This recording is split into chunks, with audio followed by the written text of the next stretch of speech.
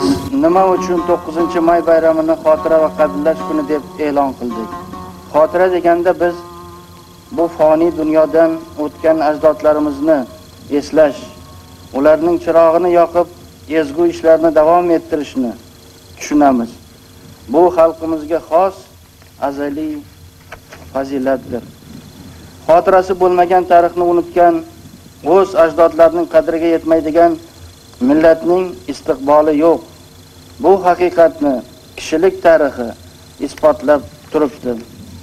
Qadrlash degani bu asrlar davomida ona diyorimizni, xalqimizning ozodlik va istiqlolini, erkin va farovon hayotini mardlik va shijoat bilan himoya qilgan fidoyi vatandoshlarimizni yodga olmoq, ularga munosib hurmat va ehtirom ko'rsatmoqdir.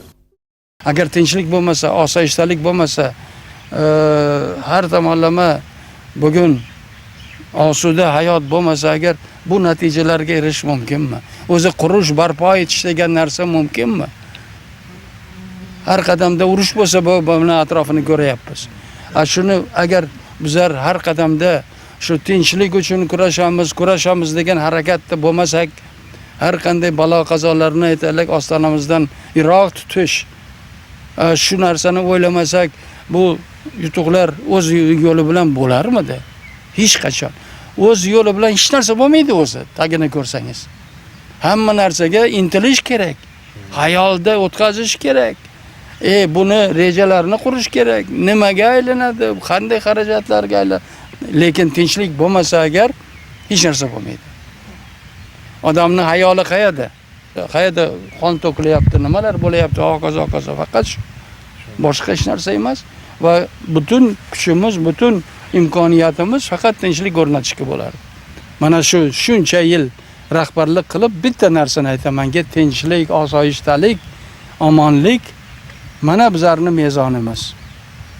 Mana bizlarni aytaylik har tomonlama bizlarni odam qilgan, bizlarni mana bugun boshqalardan kam bo'lmaydigan va boshqalarning havasini tortadigan xalq bo'ldik.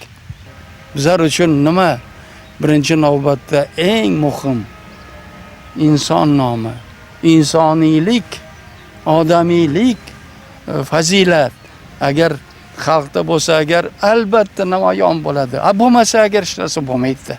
Har qaysi xalqni bag'rikengligi, odamiyligi, oliyjanobligi qayerda ko'rinadi? Agarki o'zini yaqinlari ustida emas, boshidan emas, balkim notanish odamlarni boshidan tushgan musibat paytida bu xalq kelib qo'lni uzatib, unga qandaydir yordam, qandaydir hamdardlik bildirsa, bu ham bizlarning xalqimizni bir vaqt 1 million taxminan avvalambor yosh bolalarni, avvalambor ayollarni, keksalarni urush maydonlaridan O'zbekistonga ko'chirib, O'rta Osiyoga ko'chirib, shuncha odamni olib kelganda bizlarning xalqimiz avvalambor o'ziga ularni o'z bag'riga qabul qildi.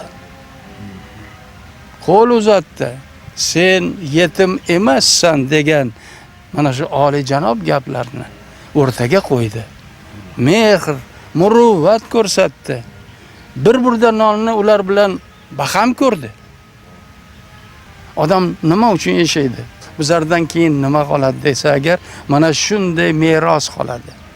Butun dunyo eslaydigan meros qolsa agar, bir dunyoni chekkasida mana shu O'zbekiston bor.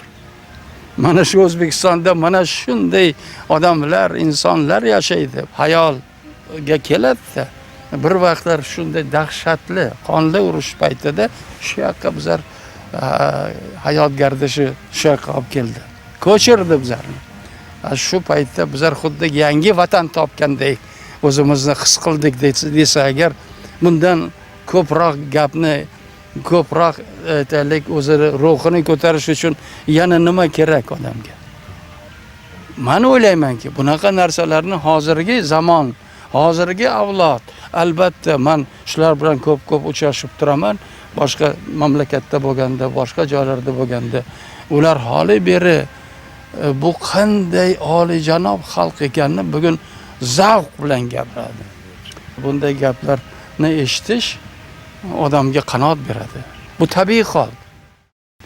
Shunday yutuqlar, marralarga yetish uchun nima kerak debsa, har qaysi odam, inson o'z-o'zidan so'rasa agar, bitta narsani hayolidan o'tkazishga: tinchlik, osoyishtalik. Shuning uchun xalqimiz, avvalambor yoshlarimiz, bugun voyaga yetayotgan bolalarimiz nimani o'ylash kerak? Tinchlik, osoyishtalik.